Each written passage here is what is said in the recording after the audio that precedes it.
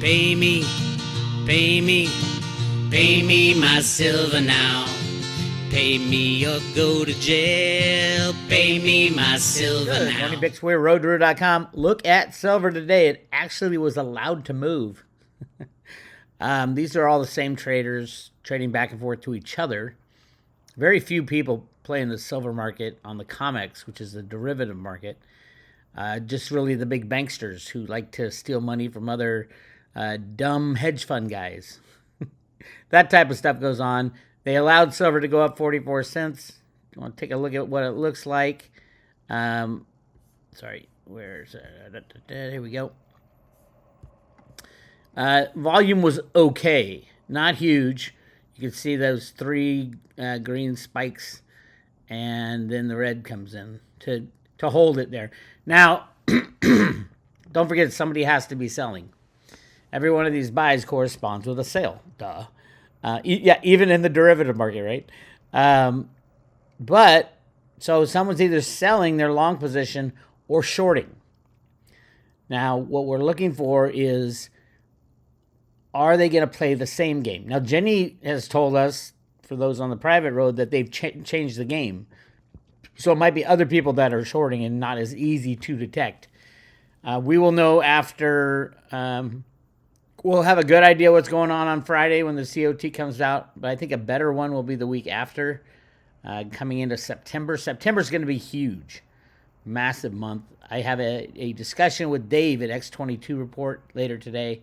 I'll let you guys know when he puts that out. We're going to talk about the conspiracies behind, the Trump arrest and all the stuff. I mean, we'll go into Hawaii and everything. He got kicked off many moons ago from YouTube, but a great guy and has a great channel, so I'm excited to talk with him. I'm sure we'll be talking about what's going on with silver. Why was silver allowed to go up 40 cents? I would say the big news that I've been screaming was expected is that the longs in September are actually disappearing long before the delivery date. I think the delivery date is Thursday. Could be Wednesday, but Thursday, I believe, is the delivery date.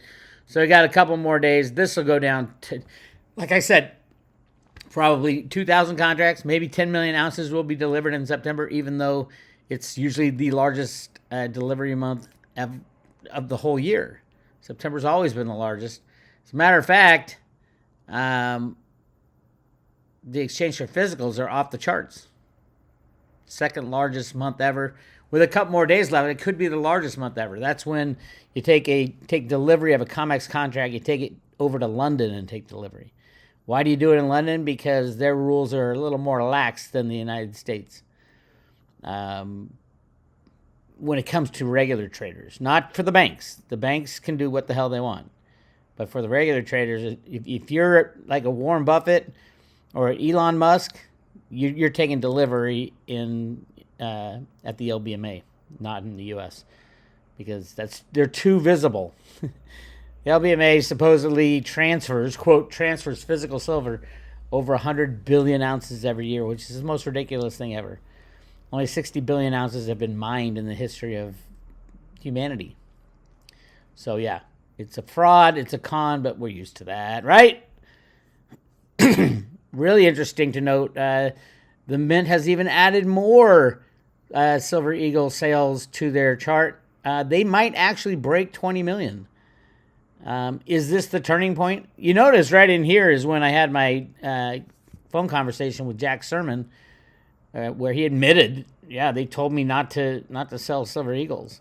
What's the minimum he could sell? That's what they went to him. Ventress Gibson, the head of the U.S. Mint, and Janet Yellen, her boss, came to him and said, what's the minimum you could sell?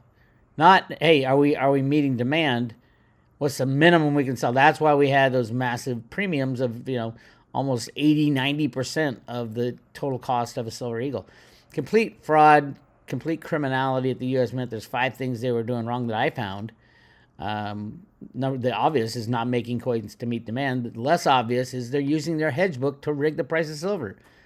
Yep, 2021, the United States Mint took a $110 million hit on their hedge book. and it was a year that the price of silver went down. It should be the exact opposite. Basically, they didn't close out their hedges when they sold their silver, like they should have, like they have said in their annual report. And anybody who runs a hedging program knows that's what you have to do.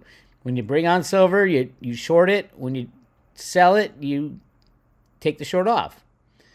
Well, the U.S. Mint, because Rustin Benham went crying to them and other people that, oh my God, silver's going to go over $30. We have to tamp the price down. One of the main tools they use is the U.S. Mint. U.S. Mint basically stopped buying silver eagles and didn't close out their hedge book when they did sell them.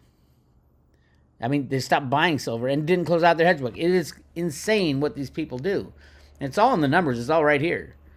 So the U.S. Mint is now ramping up. They have the ability to do at least 50 million coins a year. They're going to do maybe 20 this year, even though Ventris Gibson, the head of the Mint, said they greatly expanded silver eagle production. Where is it?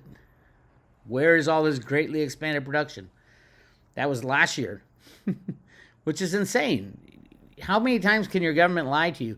The U.S. Mint used to be very upstanding. The silver eagle was the best-selling silver coin in the world since its introduction in 1986, 1987. The best-selling coin in the world. Last year, they lost that title. Ventris Gibson, the head of the U.S. Mint, the Democratic Party, lost that title to the Maple Leaf. They weren't making silver eagles. Completely, totally to rig the price of silver because they knew the price of silver was taking off. Now it looks like they're ramping up. Let's see what happens.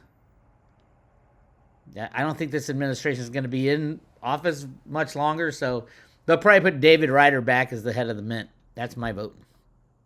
He's the guy who put the notch in, and he worked for Honeywell. They invented a way to scan the face of a coin and look at its crystalline structure. Each coin is absolutely unique at that level. You might look at a silver coin and say, oh, that's a silver eagle's a silver eagle. They aren't. Every one has a different crystalline structure inside of it, and you can take that structure, you can quantify it, you can put it on a blockchain, and then voila, you have a gold and silver standard with the potential of the mint or the government holding your metal. I'm not a fan of that. You could use it though, and then put it on your phone and scan, make daily purchases. And David Ryder was the guy who was running that program at Honeywell. It's easy to implement. That's what they were planning to do. When David Ryder was head of the Mint right before Ventris Gibson, he was doing 4 or 5 million ounces per month of the silver eagles. And look at Ventris Gibson goes in and 900,000. This is when at the end of May is when I had my discussion with Jack Sermon. Go to roadtoroad.com. I put the discussion here, all 3 segments, and I point out exactly what's going on at the Mint. It's not a shortage of blanks. It's not a shortage of silver. I mean, the U.S. Mint is the only entity on the planet that is legally mandated to make as many coins as the customers demand. No other mint is like that. And they're the only one not doing it. That just shows you how criminal and corrupt our government is. All right, speaking of criminal and corrupt, the SEC lost again. SEC is losing crypto cases left and right. Bitcoin spikes after ETF court ruling. With Bitcoin languishing back at pre-ETF excitement levels, despite hash rates reaching record highs, the news this morning has reawakened those animal spirits in crypto. The U.S. Court of Appeals for D.C. Circuit issued its opinion on Grayscale versus SEC this morning, ruling that the agency, the SEC, was unreasonable to deny the crypto giant permission to launch a Bitcoin ETF. Don't get me wrong. ETFs are tools for manipulation. I hate ETFs. You should too if you like standalone assets. But anything to awaken the crypto world. Cryptos are our future, my friends. The rest of the world knows it. The U.S. people don't. Most of them. Throughout China, Japan, Asia, they're all using cryptos. We are way behind. Way behind. So yeah, I mean, talk about a great time to pick up a hell of a lot of Theta, for example, at 65 cents or something like that. That's crazy. like in the 4 cent. And then people are saying, oh, well, I bought it $15 too, Bix. Yeah, I bought it 4 cents also, but I also bought it $15. Has Theta changed in the last 3 years? Absolutely. They've done everything they were going to do. Why is the price down so low? Because 99% of cryptos are bought with Bitcoin on these crazy exchanges. People don't bring new money in, very rarely. And then Gary Gensler, the SEC, decided to let all the DeFi companies go crazy and then put the hammer down on them. Blame Gary Gensler for this one. I do. And it's been actually every slam down in cryptos has been orchestrated out of the U.S. Treasury. Every single one. So just part of the game. Is this the beginning of the next run up? Probably for cryptos. If you don't have any, go ahead and go shopping. I like Litecoin. I like Theta by far. I even have some Veritasium. Reggie Middleton. That's a lottery ticket, and I think it'll pay off one day down the line. Otherwise, why would they give them the patent? Why would they freeze those tokens and not sell them, dump them, get rid of them? They still have them. Who knows? Ethereum's okay. I think Theta's much better way to transact Ethereum-based transactions.